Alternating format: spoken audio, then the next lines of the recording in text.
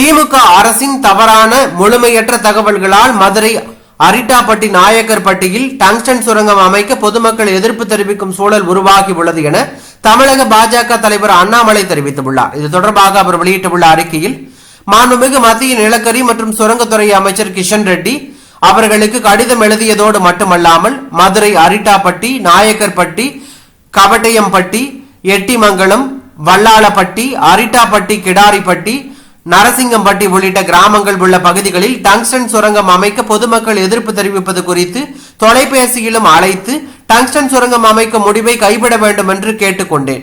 மாண்புமிகு மத்திய நிலக்கரி மற்றும் சுரங்கத்துறை அமைச்சர் கிஷன் ரெட்டி அவர்கள் டங்ஸ்டன் சுரங்கம் அமைக்கும் முடிவை கைவிடுவதை குறித்து பரிசீலிக்கிறேன் என்று உறுதி அளித்துள்ளார். மதுரையில் டங்ஸ்டன் சுரங்கம் அமைப்பது குறித்து திமுக அரசு தெரிவித்த தகவல்களின் அடிப்படையில் மட்டுமே இந்த சுரங்கம் அமைப்பது குறித்த பணிகள் மேற்கொள்ளப்பட்டன.